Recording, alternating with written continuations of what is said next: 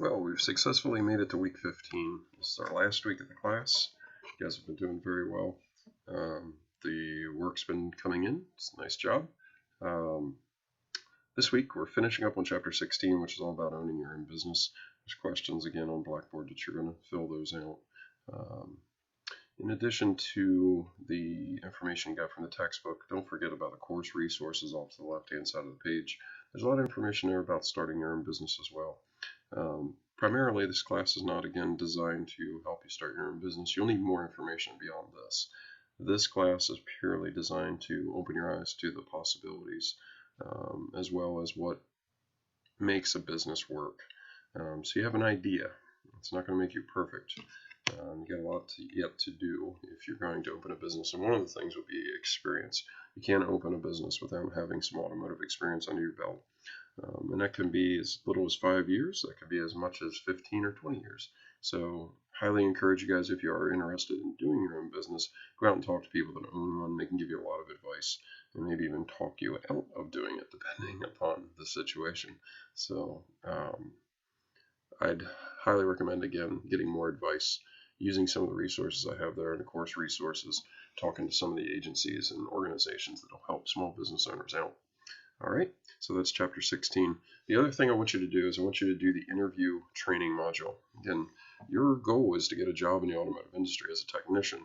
And with that, I want you to be able to interview well. So the interview training module is going to help you to kind of figure out what it is that you need to be prepared for when you go into an interview, along with the questions they're going to ask you, and how to prep yourself for that, how to dress, so on and so forth. So it's additional training to help you go get that job.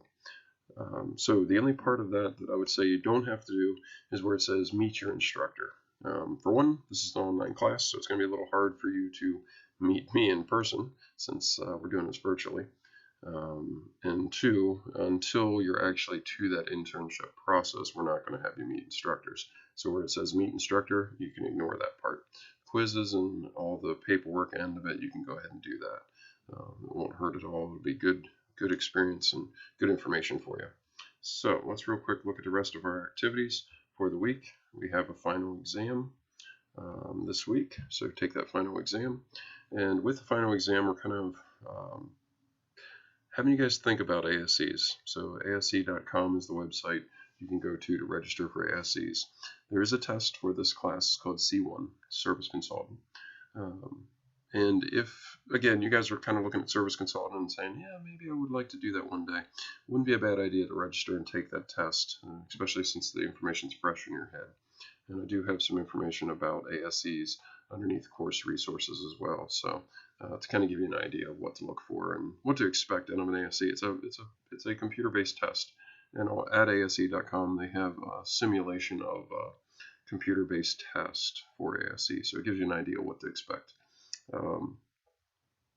One of the first tests I'd say that you probably want to take, even prior to service consultant, would be your G1 test, which is maintenance light repair. Highly encourage you guys to take that first. You take 101, 102, go register and take that test. And with that, you might want to think about then C1 after the fact. See how you do on the G1. If you do pretty good, you understand the systems and the different components of the car, then I'd say, yeah, if you want to take the C1, go ahead.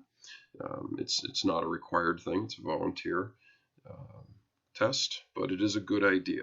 Anything that you can get to show that you're doing above and beyond a normal technician is going to show motivation, and an employer is going to be pretty happy to see that. So these certifications are national certifications. So some of you, if you're military or something along those lines, they will sometimes pay for certifications. So you may want to check into that.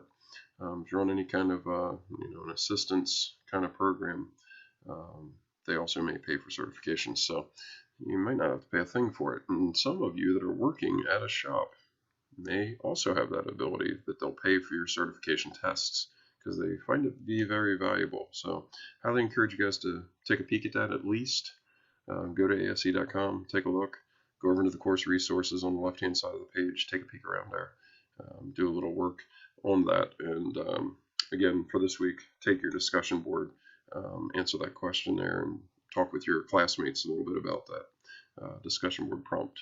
All right, as far as that goes, it's been very, very good to have you guys in class.